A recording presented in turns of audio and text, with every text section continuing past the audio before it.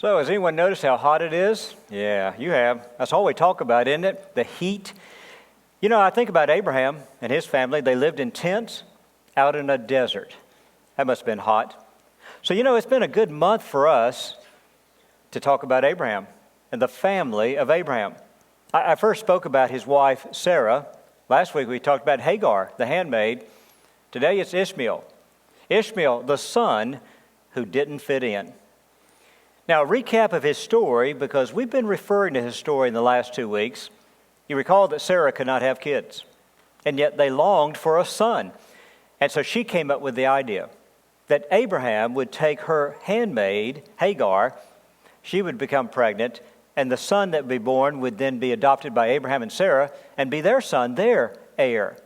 Well, that plan didn't work out so well, but it did produce Ishmael, the baby.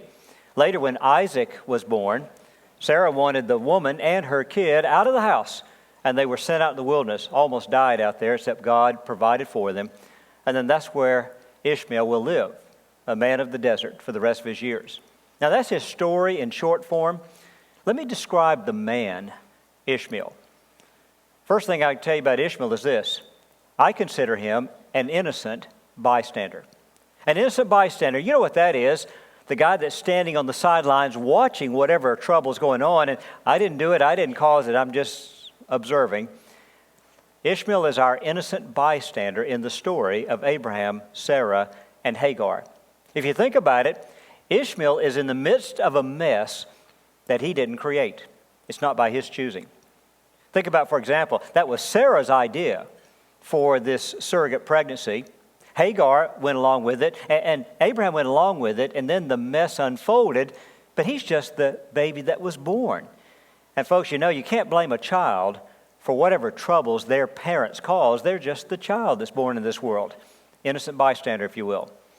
Later, when kicked out of the house, I want that woman and that kid gone because I've got my son Isaac now. Once again, he's just a 13-year-old boy. He's not being kicked out because he's a bad guy. Sarah doesn't want that woman and that child sharing with her son. And so once again, it's through no fault of his own. As we see him out there in the wilderness and they're languishing, they're dying of thirst until God does a miracle that saves them. If you're inclined to say, boy, look at the mess you got yourself in, he didn't get himself in this mess. Other people made their choices, and he's just simply dealing with the repercussions. You see, I think of Ishmael as a good guy just caught in a bad place sometimes, and not any fault of his own.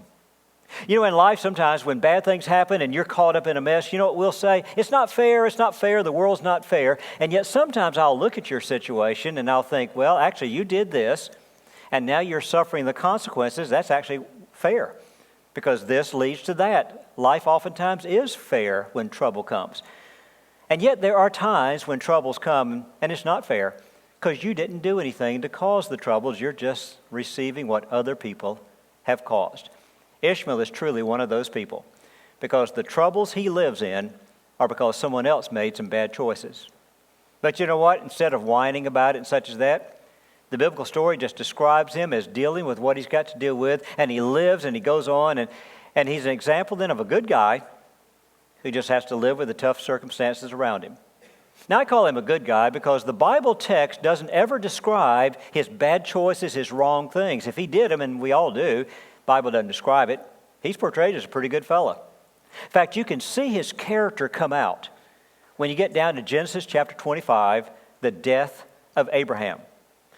Genesis 25, verse 8 and 9. Verse 8 says that Abraham died, and when that day came, he had lived for many years, lived a good life, 175 years. That's pretty good. The next verse says, his sons, Isaac and Ishmael, buried their father in the family tomb there at Machpelah. Now think about that. Ishmael got kicked out of the family. He was sent away. He lived his life away from them because they didn't want him. He didn't fit in. And yet when his father died, he came back home and helped to bury the father. You know, in every family, there are times where we have tension and strife. There are times when we've got differences that can separate us. But you know, sometimes a crisis comes along. Could be the health issues of one of the family members. Could be a death. And you know, at that situation, sometimes that crisis will exasperate things. It gets worse. Sometimes in those crisis moments, we set aside differences and we deal with family business. Ishmael was the latter. And while he had been sent away to live out there, when his father died, he came back home and helped to bury his father. I'm looking at Ishmael, and from what I get in the story, he looks like a good guy to me. I like him. But let me tell you something else about Ishmael.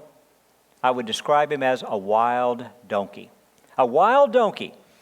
Now, you may say, well, that's not very kind. I thought you liked the guy. I do, but I didn't make that up. That actually comes from God.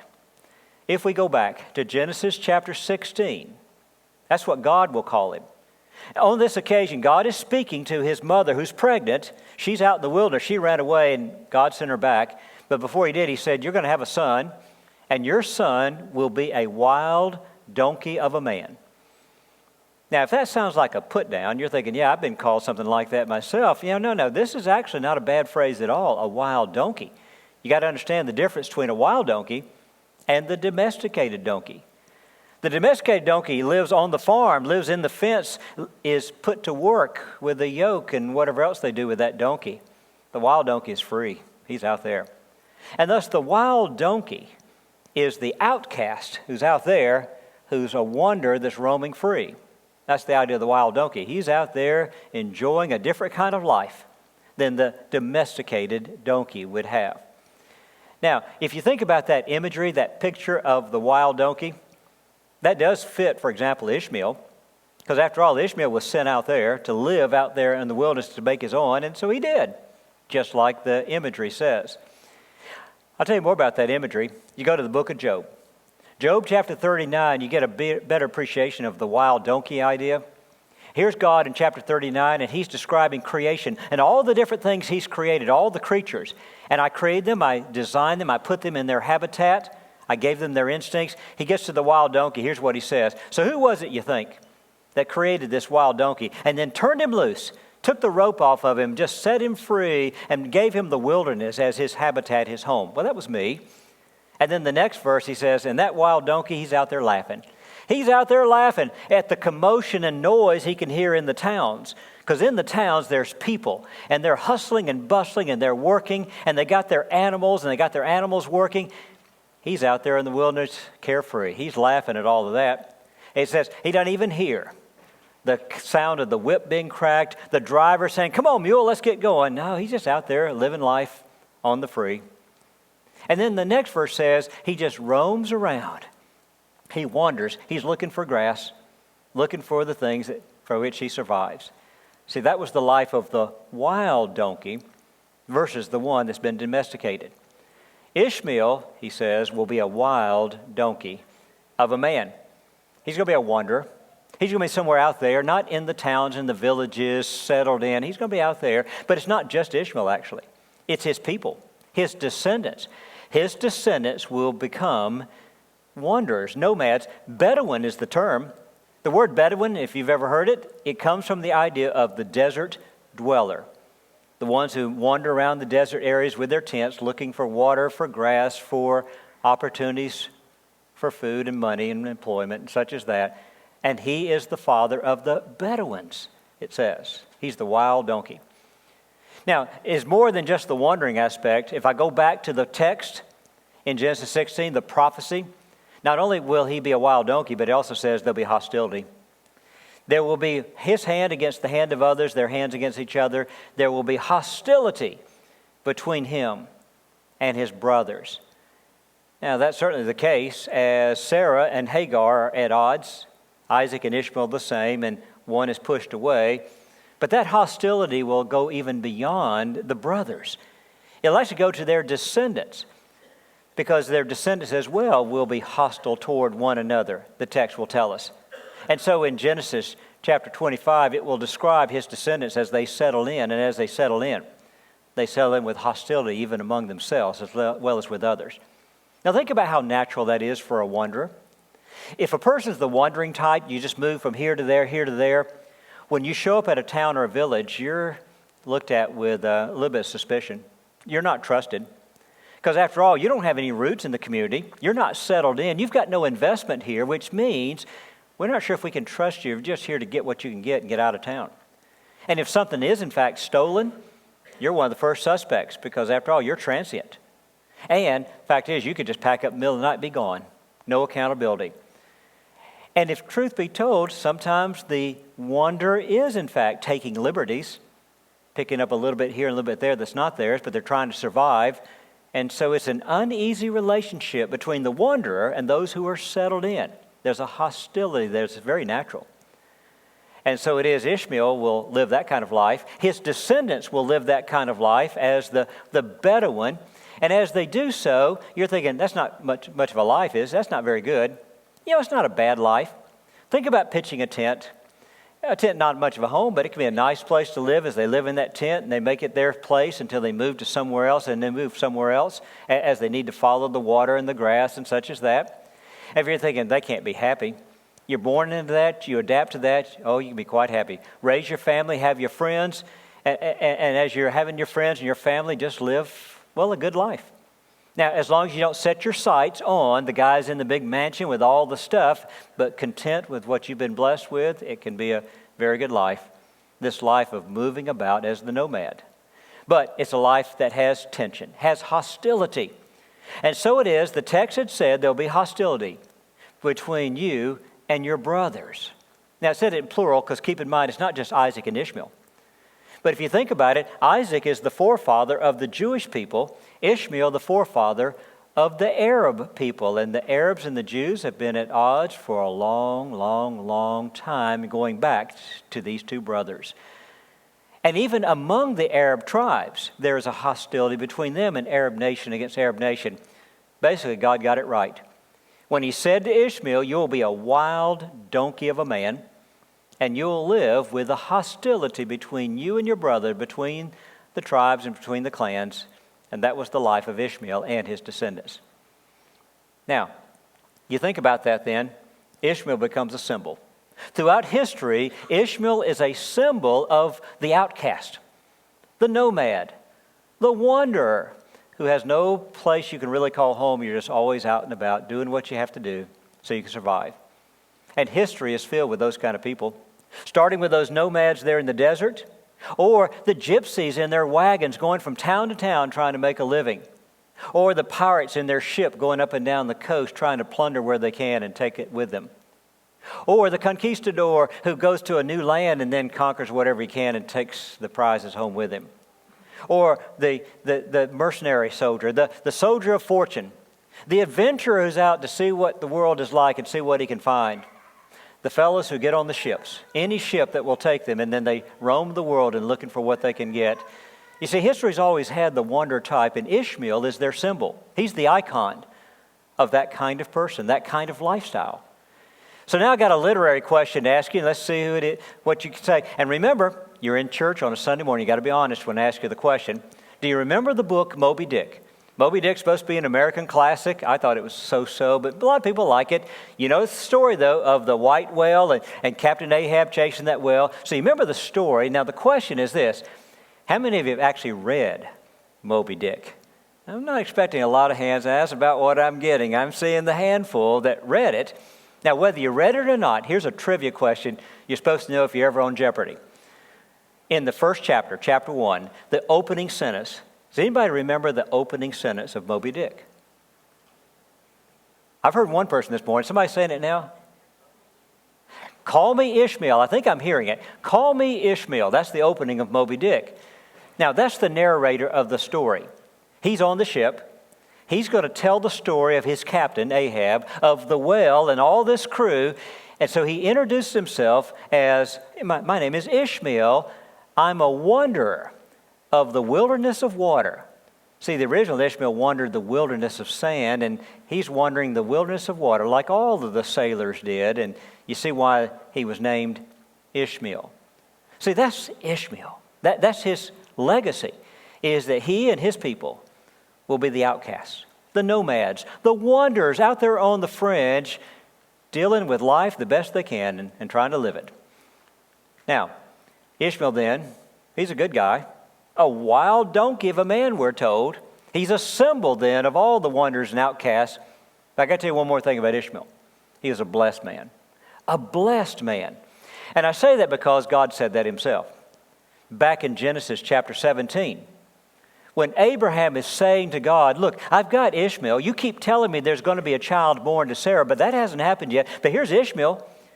Would you let us use Ishmael as the heir? God says, no, the child will be born. He'll be named Isaac. He'll be the heir of the promise. But in the meantime, I will bless Ishmael. And thus God promised he would put his blessings on Ishmael. Well, that's what happened. Ishmael, when he got sent away out into the wilderness, he survived and thrived out there in the wilderness. He did well for himself. So, for example, he got kicked out there, ran out of water, and about to die, and God miraculously produced a spring of water, and there you are. And then he'll go on and live out in the wilderness for a long time. It says in the Genesis passage that he became a skilled archer, bow and arrow, which made him a good hunter when you're trying to take care of yourself, also a fighter if he need be. It also says he married an Egyptian woman. Now remember, his mother, Hagar, she's from Egypt. She's an Egyptian handmaid. She would have sent back home to her family, her friends, and found a good wife. And so he had a good wife. He had kids, lived to be the good old age of 137. According to the text, he had a good life out there in the wilderness. Good life for a good man. God blessed him. Not only that, he became the patriarch of 12 tribes. Now, most of us remember Abraham, Isaac, Jacob, and Jacob had the 12 sons. They became the 12 tribes of Israel. But before there ever was a Jacob, there was Ishmael. And from Ishmael came 12 Arab tribes. And a little bit later in Genesis 25, the tribes will be named, and thus you can look at them and trace their history of what happened to each of those Arab tribes. And see, they're going to be settled down into an area outside of Egypt that today we'd call the Arabian Peninsula, Saudi Arabia. That's where they'll settle in and thus be part of the Arab peoples of the world. All that coming from Ishmael. He's the patriarch of the 12 Arab tribes. Now that's why there in that Arabian Peninsula area, he's held in high regard even to this day. In Islam, they think highly of Ishmael, more so than Isaac. In the Quran, he's described as a prophet. And if you were to go to Mecca, the central city of Islam, if you were to go down in the center area where they have the Kaaba, this is the place where once a year they gather in large numbers and they circle round and round it. You see that empty space there in the picture. In that empty space, that's the traditional burial site of Ishmael and his mother Hagar, because both are considered important in Islam because they're important to Arabs.